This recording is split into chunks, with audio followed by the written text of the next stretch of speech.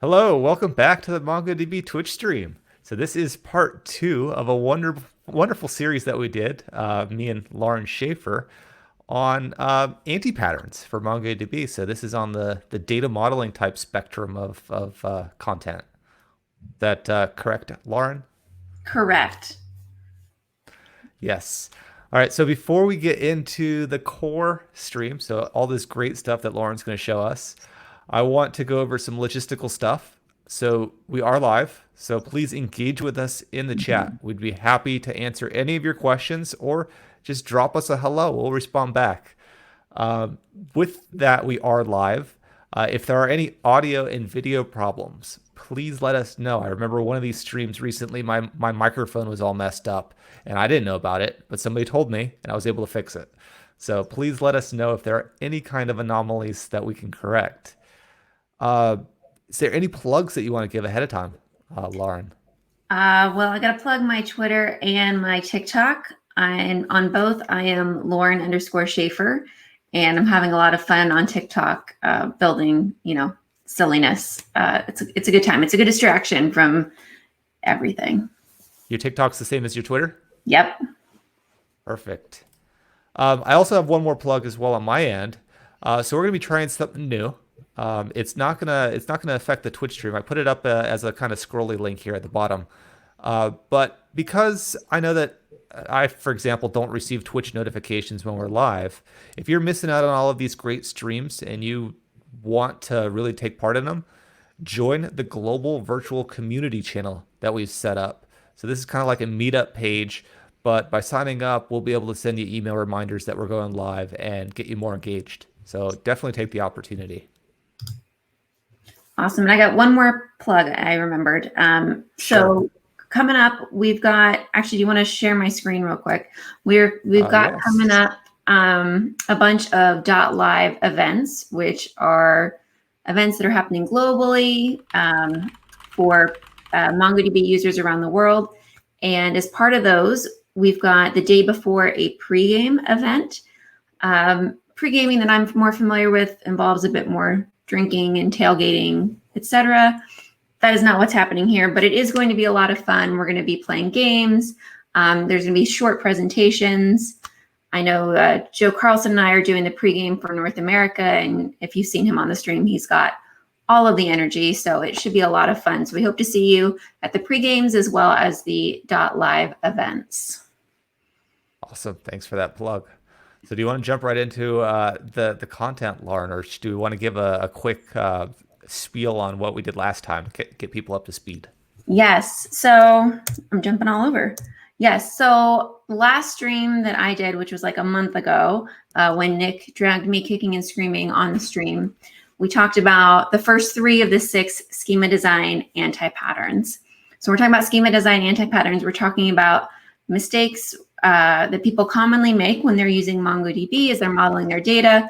They're traps that people fall into, and we don't want you to fall into them. So the first 3 we talked about were massive arrays, massive number of collections, and unnecessary indexes.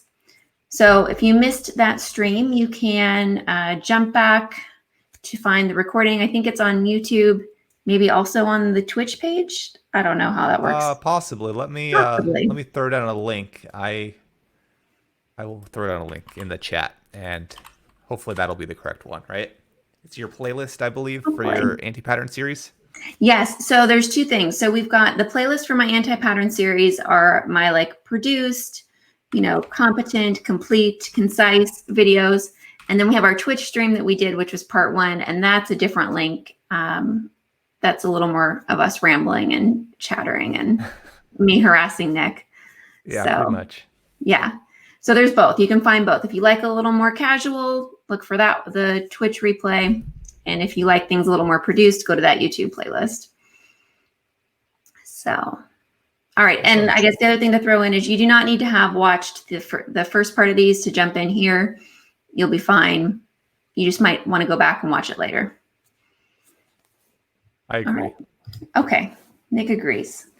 All right. So today we're going to hope to tackle the next 3. We'll see how things go. So let's kick things off with bloated documents. Are we ready, Nick? I'm ready. Okay, let's do it.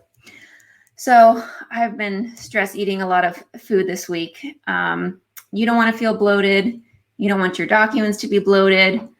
Let's dig into what I mean by that. So we have a comment coming from No Doe. I don't know if that's a real word or not, but I'm sorry if I messed it up. Glad that you liked Lauren's design pattern series on the blog. Yay, thank you. That is so great to hear. All right, so let's talk about the rule of thumb when you're modeling data in MongoDB, right? Data that is accessed together should be stored together. So it does not say data that is related to each other should be stored together. So sometimes data that's related to each other isn't actually accessed together. You might have large bloated documents that contain information that is related, but not actually accessed together frequently. In that case, separate the information into smaller documents in separate collections, and then use references to connect those documents together. So you might be wondering, Nick, maybe this is going through your head. If MongoDB, it's going through your head. I knew it. I knew I was reading your mind. If MongoDB has a 16 megabyte document size limit, like who cares if my documents are bloated as long as they're smaller than the document size limit, right? Like, does it really matter? It does. It does. It does. Yeah. So to get into the details, we're going to talk about how data is stored in MongoDB. Now, WiredTiger is the default storage engine for MongoDB. I'm not really that into storage specifics personally. That's not my area of interest. So I had to go do some digging to find this stuff.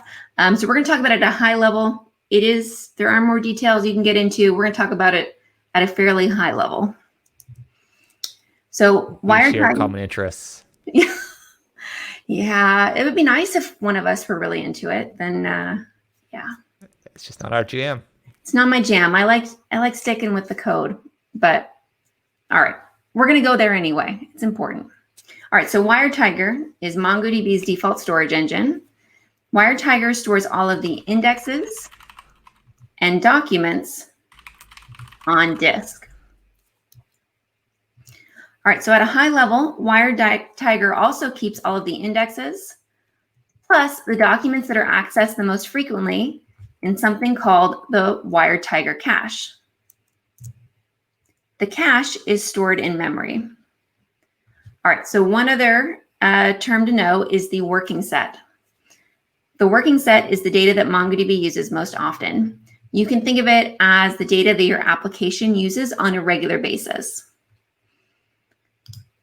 All right, so Nick, what do you think? Is going from the cache faster or going to disk faster? Oh, I'm hoping that the cache would be faster. There we go. All right. So when the working set fits in the cache, MongoDB can query from the cache, which is super fast, in and out. When the working set does not fit entirely in the cache, MongoDB has to go to disk to pull might have to go to disk to pull some of the information. Pulling documents from disk is slower than pulling from the cache, so it's ideal to have the working set fit in the cache. So one way to reduce the size of the working set is to ensure that the most regularly accessed documents only contain information that is frequently needed by the application. Essentially, what you want to do is remove that bloat from your frequently accessed documents. You have to do a little math to figure out how much space is in the WiredTiger cache. The cache is the larger of two numbers. It's either 50% of the total RAM available minus 1 gigabyte or 256 megabytes. If that's fuzzy, don't worry. Let's work through an example.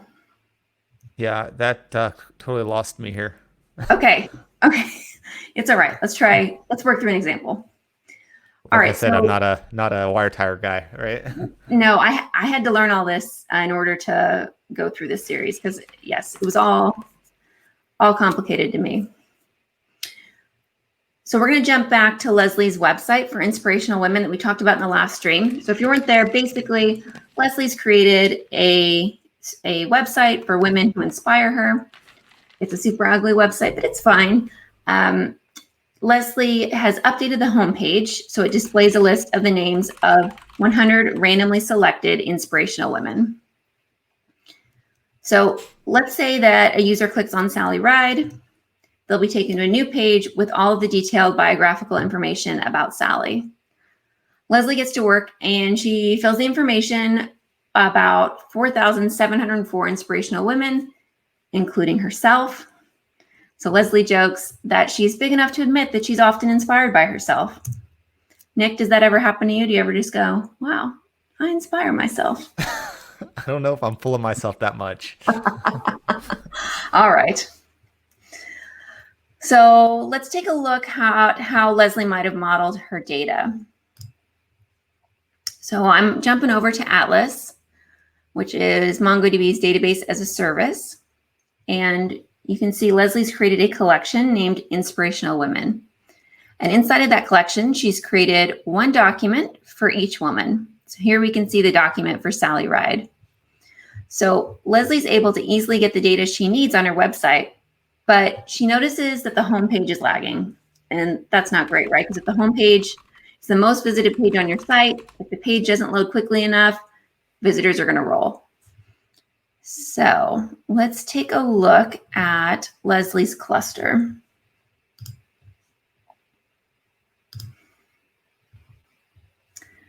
All right, so she's using an M10, which is a dedicated cluster, and it has Not a bad cluster.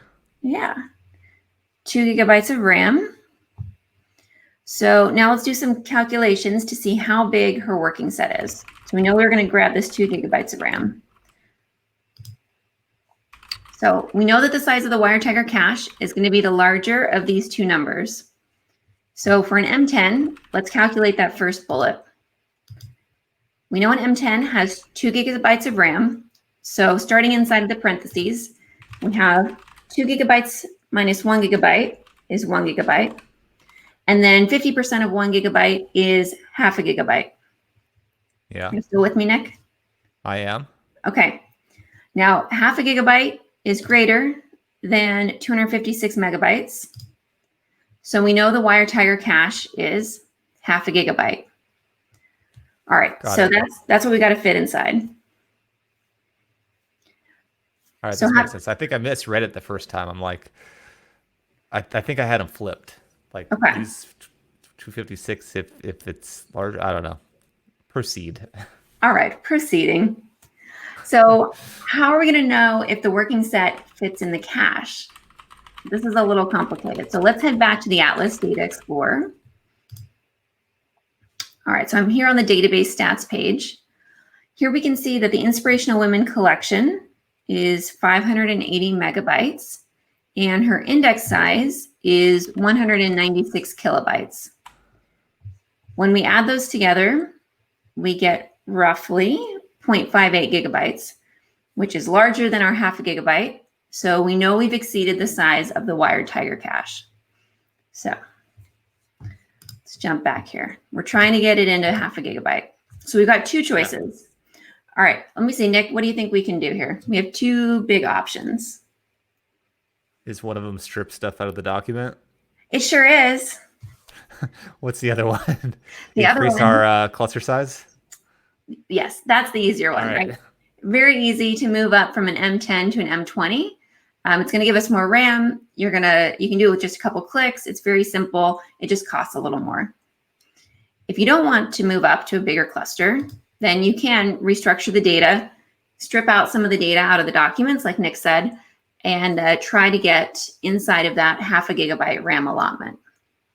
Both are good options. As I said, moving to a larger cluster is pretty easy. So I'm going to walk you through that second option of restructuring the data. So we want to optimize for our use case. So let's take another look at the website. The query on Leslie's homepage only needs to retrieve each woman's first name and last name. So having this information in the working set is crucial. The other information about each woman, including the lengthy bio, doesn't necessarily need to be in the working set.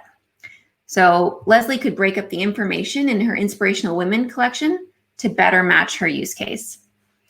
What else do you have in there that take up 512, roughly half of half the RAM there? They're big bios. Big bios? Yeah. What do you got? Your whole life story of pictures is in there as well, or? We can take Quite a a look. bio. It's actually, I don't even know that it's really, I don't remember how long it is. It's a really, really long bio. Okay. That's what it says. Like the full Game of Thrones set in there. Clearly. Leslie doesn't, do things halfway. All right. They're going to be full-size bios. All right, so let's take a look. So if we want to restructure the data, what we can do is split it between two collections. So we've got the Inspirational Women Summary and the Inspirational Women Details collection. So the homepage is actually going to query the summary collection. And if we take a look, there's really not much inside these documents. You can see the document has fields for ID, first name, last name, and Inspirational Women ID. Now, this Inspirational Women ID is actually a manual reference to document in the details collection. So it'll be matched up to one of these underscore IDs. Now, inside this collection, we can see we've got the full information, including that really, really, really long bio. Yeah. All right, so let's see if this data restructure fixes our working set problem. So I'm going to jump up to our database stats. So we can see that the total index size for both collections is 312 kilobytes. And then we can also see that the size of the Inspirational Women Summary collection, that's the one that the homepage is hitting, is 455 kilobytes. So if we add 312 and 455, I did it ahead of time because my mental math skills are shot, we're going to get 767 kilobytes. So 757 kilobytes, way less than the half gigabyte dedicated to the WireTiger cache. So many of the most popular documents from the Inspirational Women Details collection are also going to fit in the cache, which is great. Now, some of you might be concerned that we duplicated data in this solution because data duplication kind of freaks people out. So let's talk about it, right? Like, isn't data duplication bad? Well, historically, data duplication has been frowned upon due to space constraints, as well as the challenges of keeping the data updated in both collections. Storage is relatively cheap, so we don't really need to worry about that aspect. Additionally, the data that we've duplicated is unlikely to change very often. So in most cases, you won't need to duplicate all of the information in more than one collection. You'll be able to store some of the information in one collection and then the rest of the information in the other. It really just all depends on your use case and how you are using the data.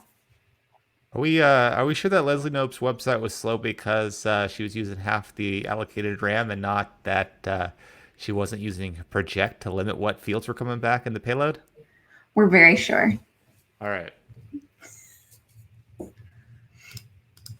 Just making sure. Yeah, we're very sure. This example is it's solid. All right, so let's summarize this anti-pattern. So do store data together that is accessed together. Don't bloat your documents with related data that isn't actually accessed together. Be sure that the indexes and the most frequently used documents fit in the WireTiger cache for your database in order to get those blazing fast queries. All right, I'm going to pause. Are there any questions about this anti-pattern before we move on? Nothing's coming in on the chat as of yet. We had a question earlier from Pikachu, your buddy, who didn't watch the first part, but wanted to make sure that they'd be able to follow along, and I answered it in the chat. Awesome. Thanks, Pikachu, my buddy. Yes. Let us know if you have questions, though. Hopefully, you should be able to follow along. Yes, I think so. This was good. Yeah. And you've got Pikachu up on your wall. I do. Big Pokemon fan. Big Nintendo fan over here. You can't see it on the camera, but I have Nintendo stuff everywhere in this office. Did you move on from? So I learned the other card game that's like similar, but now I'm totally spacing on the name before I learned Pokemon. Oh, you're talking about Pokemon cards? That's a totally different breed of things. Okay, so in my house, we're trying to teach my 4-year-old the Pokemon card game. I learned Magic the Gathering first, and then I went down to Pokemon. You don't do the card games? I do have a pretty nice collection of Pokemon cards that I can hopefully use to retire one day. based on if they increase in value. Okay. But mostly it is Pokemon games for Nintendo Switch and similar. Okay. So you're not letting your kids touch your cards. Oh, no, no, no, no. They've already got extensive value on them, Okay. which I'm only hoping for more. Okay. We are not at that level. We're still in the stage of let's go to Costco and pick up the, mega pack of Pokemon cards and Oh, yeah, no, yeah. definitely. My set's the old school 1990s cards, so Okay. we've got some good ones in there. Very good. I don't know what they are. I cannot contribute to this part of the conversation, unfortunately. All good. All right. Okay. That was probably enough of a Pikachu sidetrack. All right. Yeah. All right. Anti-pattern number 5, case insensitive queries without case insensitive indexes. All right. So just to make sure we're all on the same page, when I'm talking about a case insensitive query, I'm talking about querying for a string, and I don't care about matching on the letter case. So for example, if I'm querying for the word dog, D-O-G, I don't care if it's stored in the database with a capital D or with a lowercase d, or if Nick did something ridiculous and spelled it with a capital O in the middle. I want all Like of some those kind results. of kidnapper over there with a ransom note. Yeah. We want all those results to be returned. So this is a case insensitive query. So does that make sense? Case insensitive? Yes. Okay. Hopefully I say it correctly. It's a lot of syllables. All right. So not having a case insensitive index can create surprising query results or slow queries and make you hate everything. And the good news is, once you know the details of how case insensitive queries work, the implementation is fairly simple. So let's dive in. Maybe. There we go. All right. There are 2 big ways you can get into trouble here. So Nick, I'm going to put you on the spot. Let's talk about regex queries. What do you think? Are regex queries case insensitive? It depends on the regular expression, I would assume. I mean, most of my regular expression comes from copy paste of Stack Overflow. So definitely Very not a true. pro on that area. Very true. All right. So yes, if you have the I option, they are going to be case insensitive. What about indexes? Do you think that regex queries use indexes?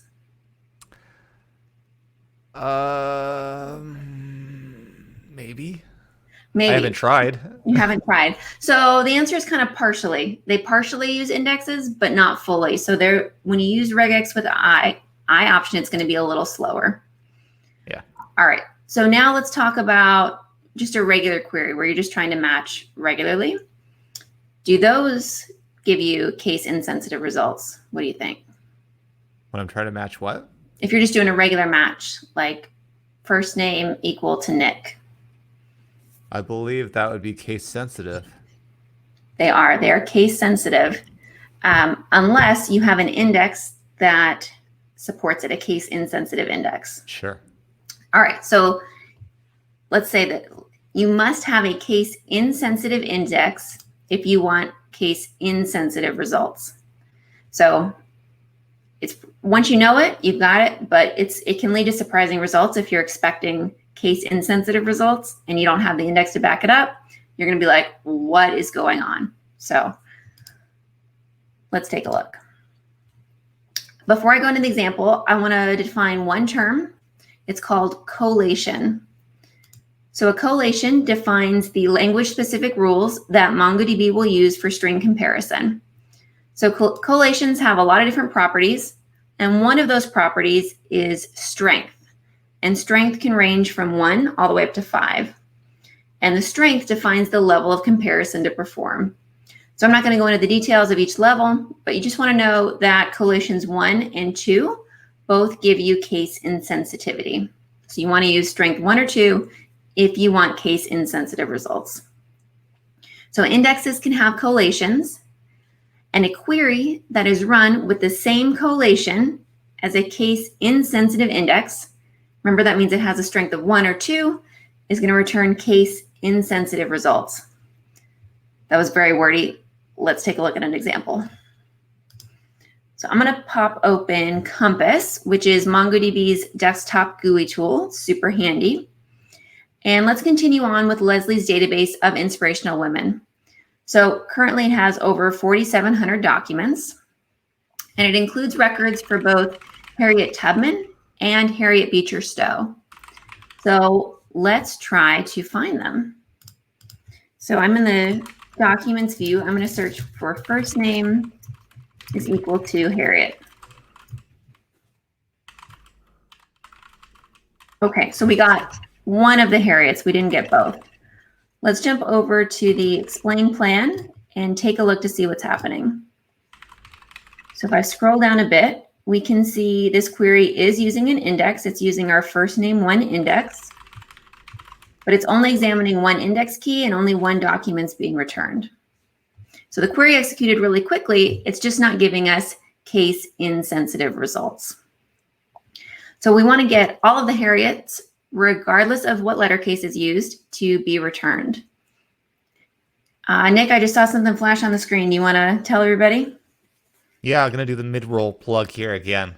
If you are enjoying this content, and I've totally interrupted Lauren in her thought process now, it's going to take some time to jump back from this.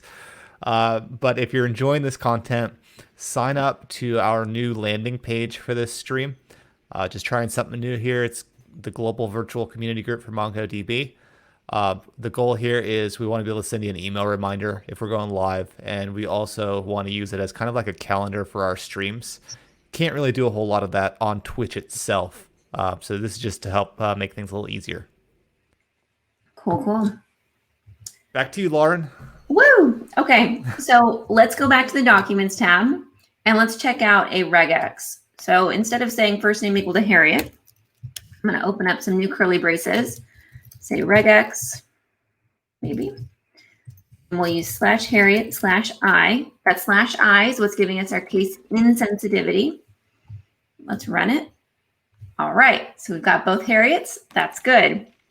Let's take a look at the explain plan. I'm going to start ripping off my regular expressions from you from now on. I mean, that's a pretty intense regular expression. Yeah. Hey, that's more than I can accomplish most of the time. So I don't know why I struggle so much. I really like I just saw a TikTok about it the other day. It's like a whole nother language. Like, yes, the people who are really good at regular expressions do them all the time. Have you seen the websites where you can like type it in and it'll show you like exactly what you're... Yeah, I try those websites and I still can't do it correctly. Okay, those are amazing. Those are my favorite. Yeah. Okay, so let's take a look at what's happening in this regular expression. It's just searching for Harriet's in a case insensitive way. So we can see it is using our index.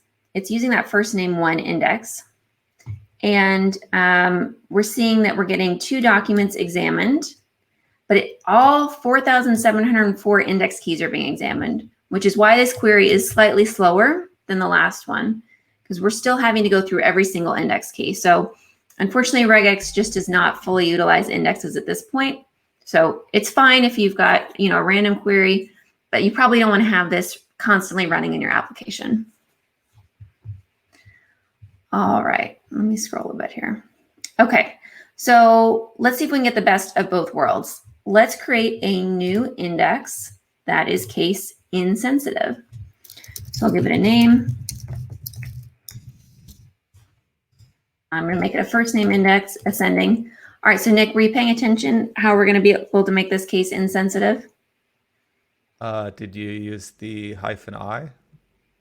We're going to do... I don't know. I wasn't paying attention. All right. Sorry, I was looking at the chat. That's fine. So way to call me out. All right, if we're going to use not a regex query, just a regular match, we want to use a custom collation.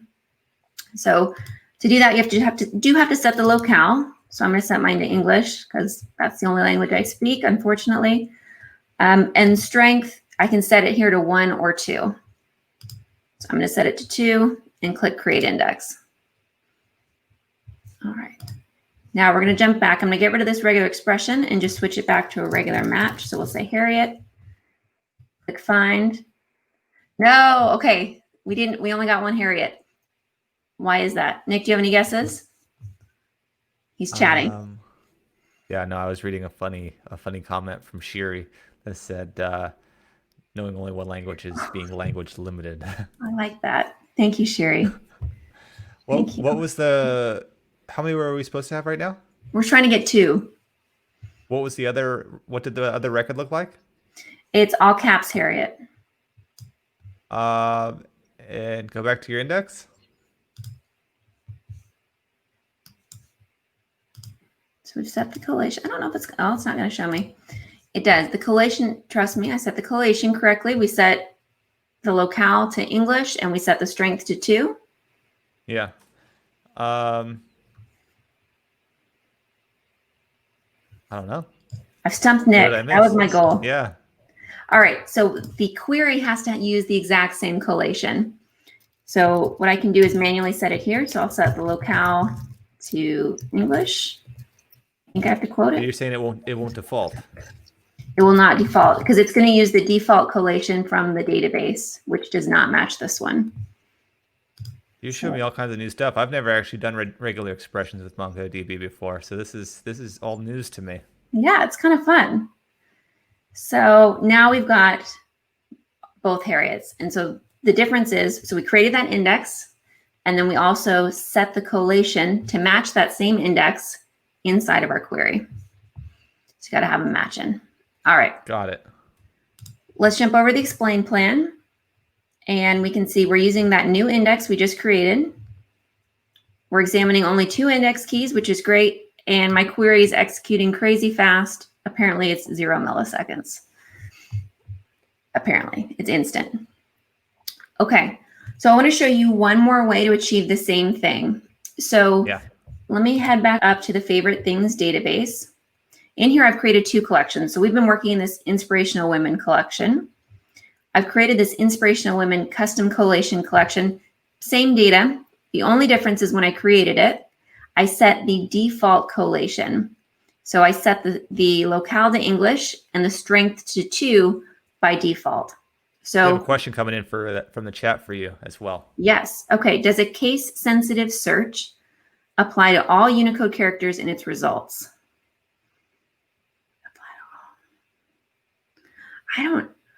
I don't know. Can we try it? Apply to all Unicode. Okay. Yeah, we can try it. Tell me. So do I need to create a document that matches?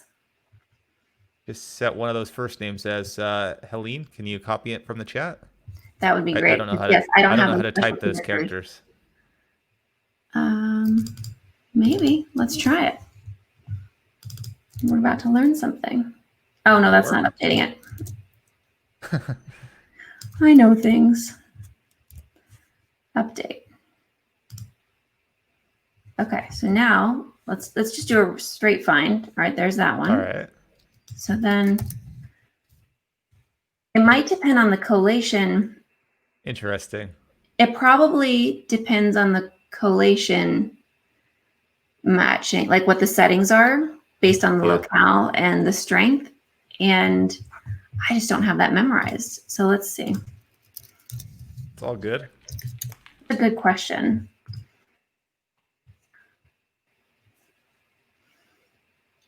So I'm probably not going to answer it here, but what I would recommend is jumping. I'll leave this as an exercise for the reader. Jumping over and reading information about the strength and locale. And I just don't know enough about those special characters to be able to answer that. But it's probably somewhere in here. All right. Oh, they're telling me how to do it. Hit the down. Oh, cool. On the Mac. Did it work? I'm not on a Mac right now, so I can't I test am it. on a Mac. Hit the, I don't know, hit the, just hold down the letter E. Oh. Oh, that's cool. Yeah, I can pick all of them. Sweet. Okay, good tips. Okay, now I'm really sorry I couldn't answer your question. Maybe Sherry's around. Maybe Sherry can just set us all straight. With Sherry on the spot. Yeah. Okay. All right, I'm going to jump back to what we're talking about. Just as a refresher, because this particular anti-pattern went on for a long time. What was the goal of this anti-pattern again? So we're trying to get case insensitive queries. Got it. So the anti-pattern is case insensitive queries without Yeah. a matching case insensitive index. Sure. So we talked about how you can, one option is to create an index and then with a specific collation, a custom collation, and make your queries have that same collation. Or you can set the default collation when you create your collection. So here I've set the custom collation to English with the strength 2. So now whenever I create an index, it's going to automatically use that collation by default. So I don't have to come set the custom collation here. And hopefully, if I do a query here, we'll get it. Yeah, that's a little bit easier. If you know you want to use a specific collation by default throughout your whole collection, you can set it by default, and you don't have to worry about setting it for every index and for every query. So there you go. Any other questions on this one, Nick? We're wrapping this one up. No, and Sherry has found all kinds of answers that she's sharing in the chat for Yes, Sherry. Sherry. She's on top of it. All right. So to wrap this one up, maybe. There we go. So do use $regex with the I option, but keep in mind this option won't be as performant because, as we saw, regex cannot fully utilize case insensitive indexes. Or create a case insensitive index with a collation strength of 1 or 2 and specify that your query uses that same collation. And then your third option, set the default collation strength of your collection to 1 or 2 when you create it, and do not specify a different collation in your queries and indexes. All right.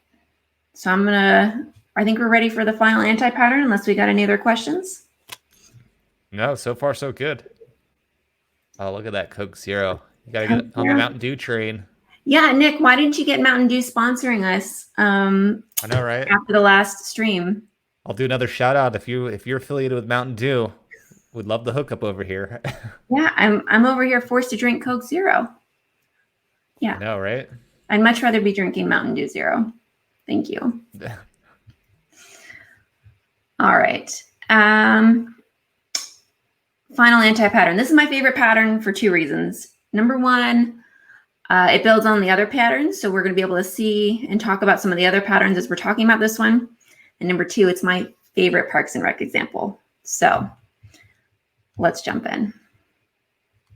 So when you, I'm all over the place. If you have a relational database background, normalizing data can begin to feel like second nature to you, right? Your instinct may be to split related data into different pieces in order to optimize for space or reduce data duplication.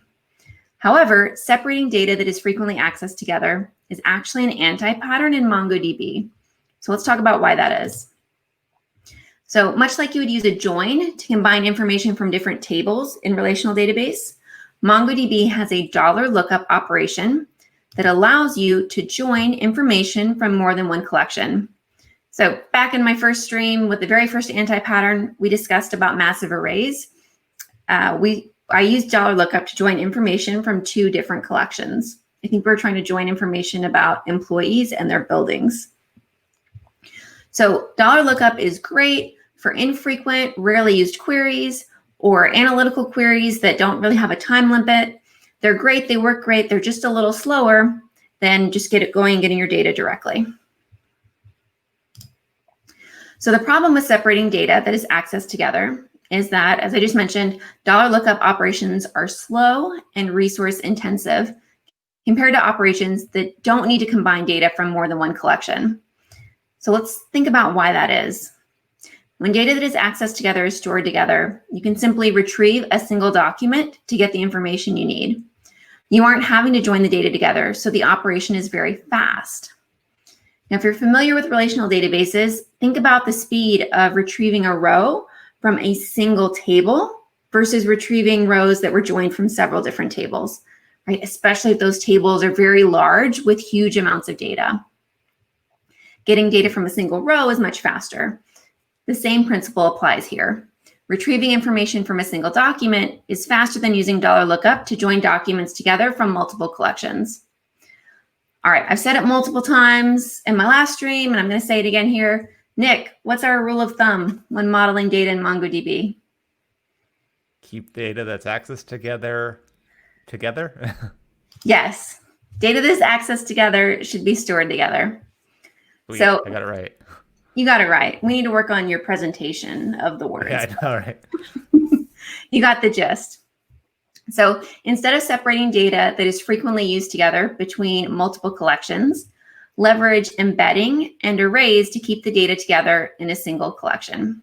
So let's take a look at an example. So Leslie decides to organize a model United Nations. Ben is super pumped about this. So Ben says, oh, I didn't really do Model United Nations in high school. So, oh wait, I super did. So Ben is pumped. And Leslie organizes the Model UN for local high school students, and she recruits some of her coworkers to participate as well. Each participant will act as a delegate for a country during the event. So she assigns Andy and Donna to be delegates for Finland. Leslie decides to store information related to the Model United Nations in a MongoDB database. So she knows she needs to store the following information: basic stats about each country, a list of resources that each country has available to trade, a list of delegates for each country, and policy statements for each country. All right, so Nick, if you were going to do this in a relational database, what do you think your tables would look like? What tables would you create? Yeah, so I'd probably have a table for the list of delegates, right? Mhm. And probably a list of resources. The basic stats, I don't know what these stats would look like, but maybe I would use an aggregation on those rather than actually have a table. Maybe Okay. I would include, like even in a relational database, you would still do aggregations Mhm. through SQL. Policy statements, again, I don't know what these are, so they could sit in the same table as maybe the resources. Oh, no, the resources available for trade. So probably a different table. So maybe 3 or 4 tables. 3 or 4 tables. So that's kind of what I figured. We probably have 3 or 4 tables. And a lot of times when people start using MongoDB and they have a relational database background, they'll create collections in the same way that they would create tables. So what I figured she'd probably do is create a countries table, or countries collection, a resources collection, a delegates collection, and a policies collection. So Yeah. a little different than what Nick suggested, but we're probably visualizing slightly different data.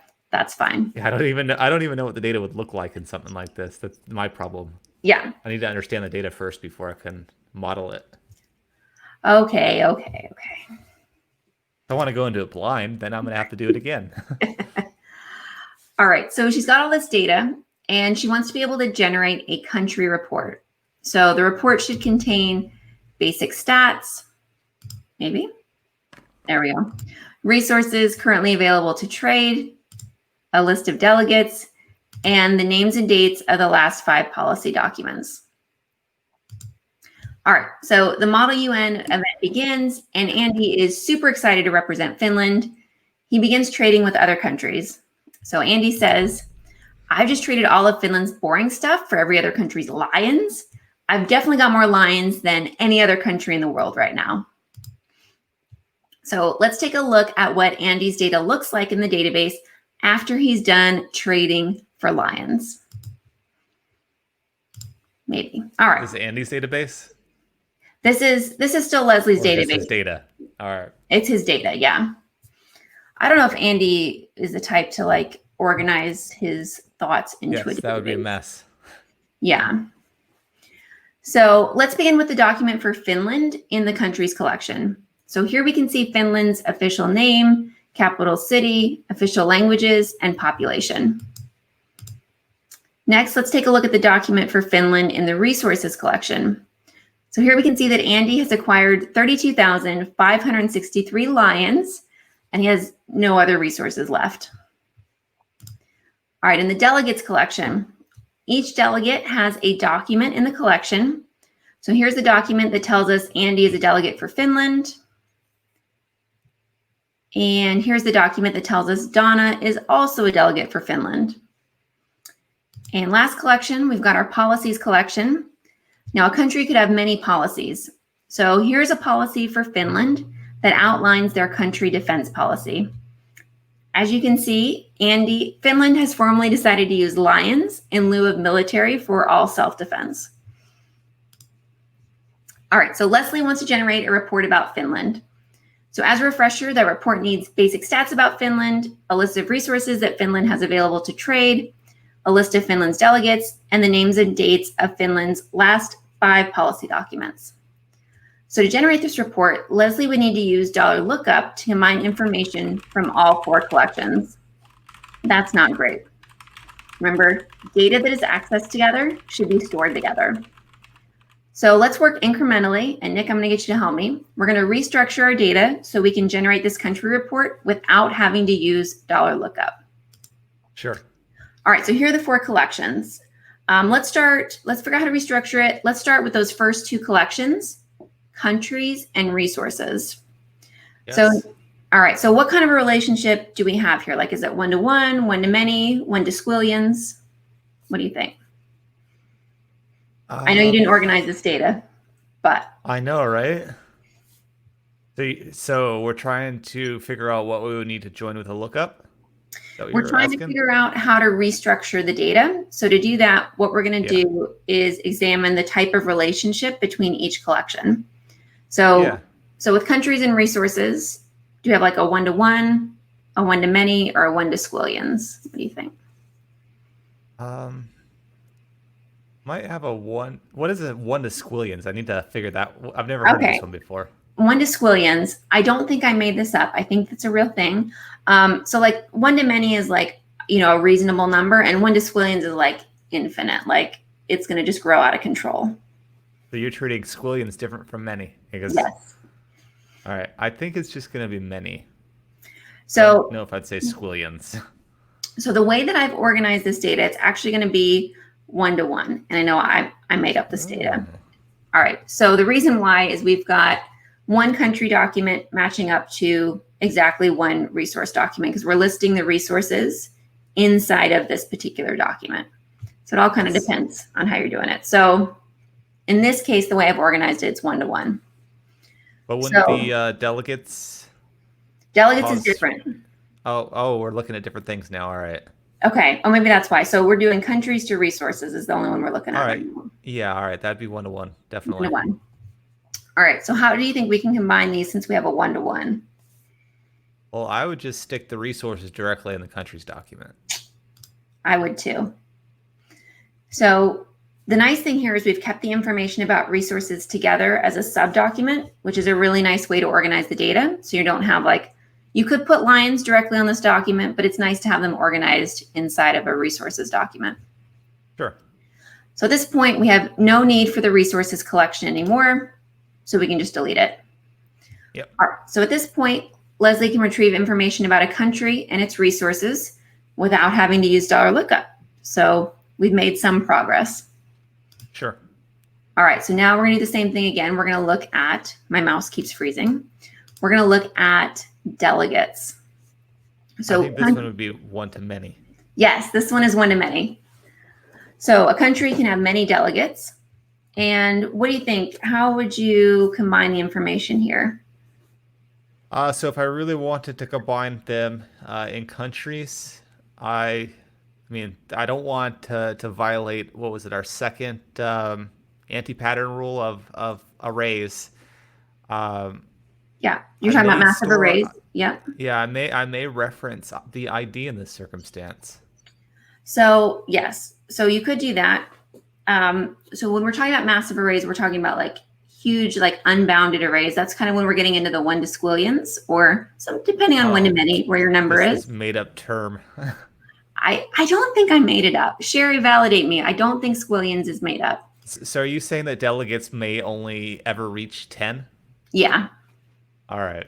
Then yes, that is a small array, and that would be suitable for countries. However, if there's more information in those delegates, more than you're leading on with these four properties, then I may think we have to reevaluate.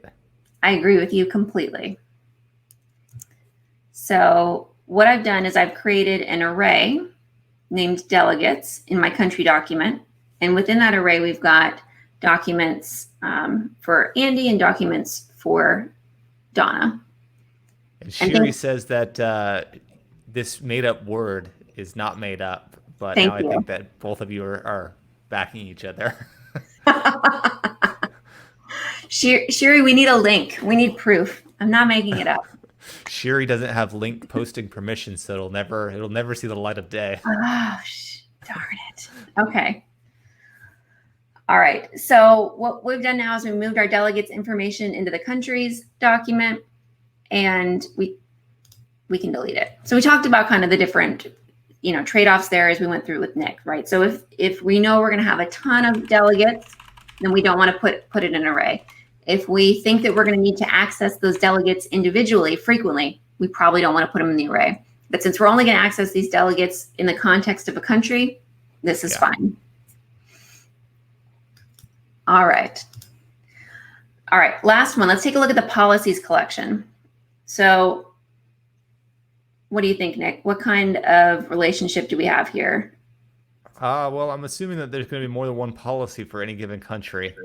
And if you are holding accurate, I hear an echo all of a sudden. Oh, that's weird. I didn't hear it prior. No, I don't think so. That was weird. I forgot to put my headphones on. It's all right. If these documents are modeled the way that you say they are for policies, I think we can slip them in as an array as well. But I don't know how many policies we can expect for any given country either. All right. So, right. You don't know the data the way I'm assuming that it is. So we do have a one-to-many relationship. We could have a ton of policies. And the other consideration here is that these policy documents could get really long. So right now, this is a really short policy, right? I clipped it. But, when you start getting long we saw some pretty long bios. Yeah, that's right. Those really, really long bios, really, really long policies. You may not want to embed them inside the country.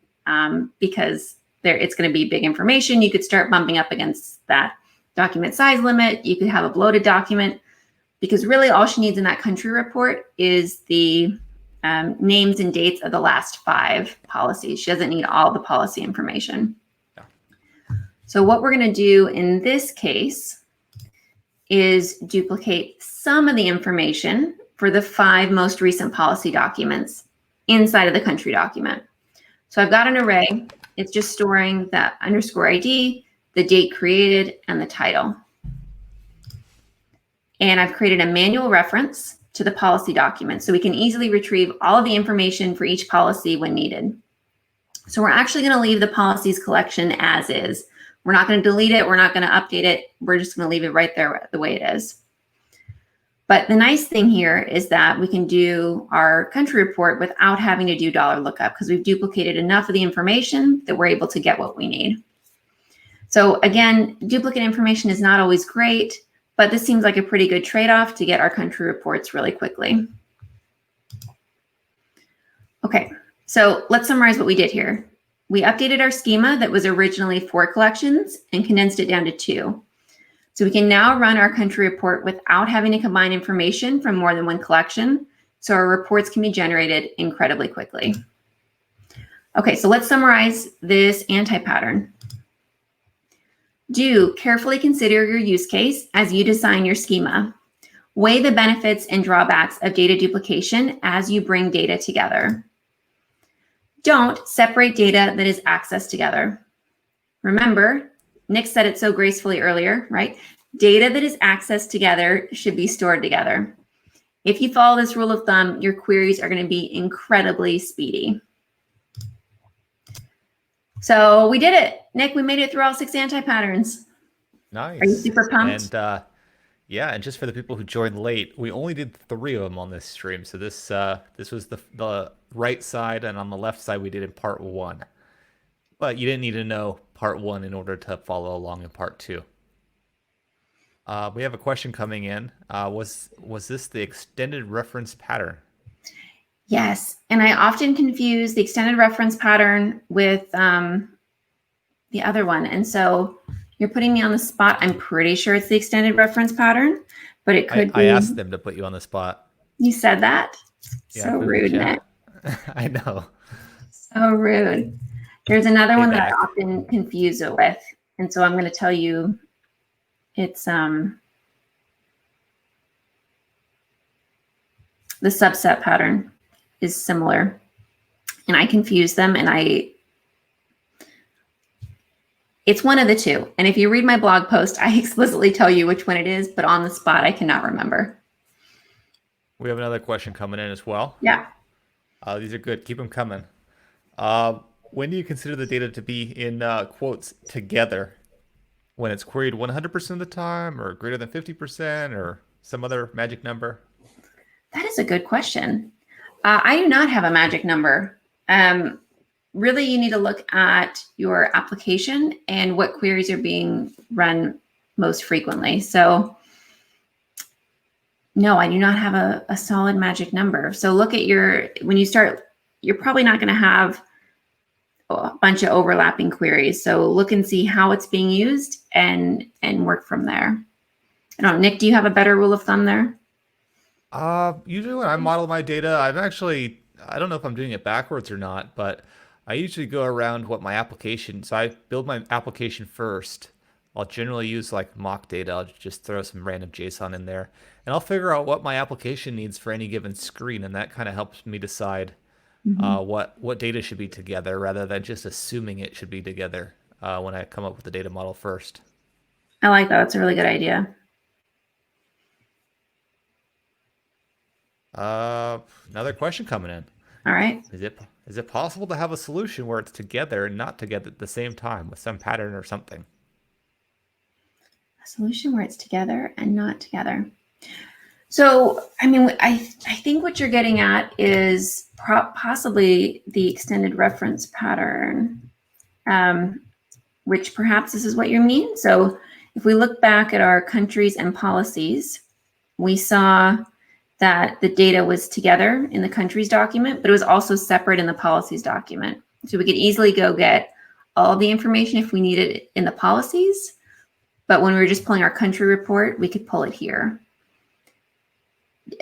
I'm not sure if I answered your question. Nick, did you understand that question differently? I have an interpretation of this question. Go for it. So maybe with the scenario of purchases. So there's the typical scenario that people throw around with NoSQL that you have your receipt snapshot of your purchase, right? You have all of your purchases together for your receipt and your profile information that goes with it. But what about if you need to store data and get information like all of the household appliances that you purchased or such and such? Maybe you store those. Maybe you keep these snapshot kind of documents, but you also have another storage mechanism for them as well, because data duplication is not a thing. It's not a big issue. Right. I think that's a great point. And I think what's hard to remember is coming from the relational world is just like, you're always like, no, don't duplicate the data. But if the data is not going to be updated frequently, like in the example you just gave, right, your purchase history is not going to change. So in that case, data duplication is not such a bad thing. Cool. Good questions. Yes. Please keep them coming. Are you breaking a sweat yet, Laura? Yeah, I am. I thought about taking off my sweatshirt, but then I was like, well, then I'll be advertising for Quora, and I was like, okay, I better leave the sweatshirt on. But now I said it anyway. So there you go. So yes, keep the questions coming, and I'll just pass them to Nick so that we can stump him instead. So I'm very easily stumped. So okay. Especially at the end of the week. I know this week that won't end, right? Yeah. Okay. Let's talk about resources. So, Nick, would you mind dropping? Yes. Thank you. I have a blog coming in the chat here. All right. So I've got a bunch of related resources I want to share with you all. So I've written a blog series that covers these anti-patterns in detail. It explains the patterns we're using, the extended reference, and the subset pattern. So if you want to learn more about those, uses the same examples we used today, so you can go back and reference it easily without having to watch a whole video. So you can find this series as well as a ton of other valuable articles on the MongoDB Developer Hub, which is located at developer.mongodb.com. And Nick just dropped in the chat a link to this specific blog series as well. I'm flooding the chat with all of your links Yes. that you gave me prior. Thank in you. no particular order. Also, I have a 3-part YouTube series that walks through these anti-patterns as well. So if you want to watch them without listening to Nick and I discuss Pikachu or Mountain Dew or whatever, you can find those. They're a little more produced than what you saw today. So you can check those out. And yep, that link is in there. Nick just shared it. And give her a like. I'm looking at that that screenshot you put. There's no likes on your video, so we need some likes on that video. Yeah. Hit that thumbs up. Please. Please. Management likes that, so yes. All right, so now that we've talked about what you don't want to do, I recommend that you learn what you should do. So we were talking about the schema design patterns a little bit, the subset pattern, extended reference pattern. There's a whole list of them. So Ken Alger and Daniel Kupal wrote a fantastic blog series that details each of the 12 schema design patterns. So check that out. And Daniel also co-created a free MongoDB University course that walks you through how to model your data. And both those links, Nick just dropped in, so we're good to go there. So once you've built your data modeling foundation on schema design patterns and anti-patterns, carefully consider your use case. So ask questions like, what data will need to be stored? What data is likely to be accessed together? What queries will be run most frequently? And what data is likely to grow at a rapid, unbounded pace? Oh, thank you. Love it. The great thing about MongoDB is that it has a flexible schema. So you have the power to rapidly make changes to your data model when you use MongoDB.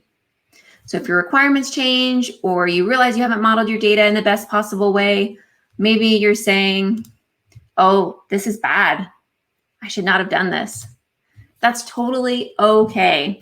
You can easily update your data model, and you can make those updates without any downtime.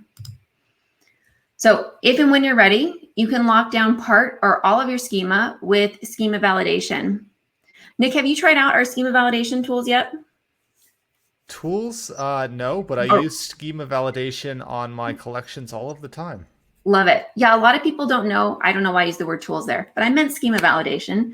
A lot of people don't know that we have it because MongoDB has this reputation of being very flexible, which is great. But people are like, oh, well, I want my data to have structure as well. And so you do have that capability. You can use schema validation. It's at a database level too. So, I mean, you could also do client, not client, but application side validation is on top of that if you wanted. But the database will just reject anything that doesn't match the rules. Yeah, so you've got a lot of flexibility there, which is awesome. All right, so in summary, right, every use case is unique, so every schema will be unique. There is no, right model for your data. So we'll keep taking questions here, but if you think of questions after the stream or you're watching on the replay, feel free to throw questions in the MongoDB community. My teammates and I are there every day answering questions. All right, and I have to plug one more time. I'd love to connect with you on social. You can find me on both Twitter and TikTok with the handle Lauren_Schaefer. It's a nice little escape from, everything that's happening. So get pumped, have fun, model some data. Okay, now you can take my screen away. Took it off too early. Yeah, this is fantastic, Lauren, as usual. We have Lauren coming back on a future stream in December, where we are going to get her to surprise live code. No, that's a joke. No, we're She's not gonna tell us doing about what it's like being a developer advocate and going down that path. Having you have a computer science degree, don't you? Mm-hmm. Yeah. Yeah. So I do too. So it's just a different route that you can choose for your career. So it's going to hopefully be a very inspirational episode, right? Right, Lauren? That's right. Of course. I'm not Very afraid to admit that I'm inspirational often person. inspired by myself. That was a Yeah. throwback. So tune in. Like I said, go to that landing page that I put up. I'll put it up just one more time. This is where we're trying to direct people to try it out to get you an idea of what the calendar is going to look like coming up. Anything else, Lauren? That's it. It's All right, what everyone, have a safe and happy weekend. Bye, everybody.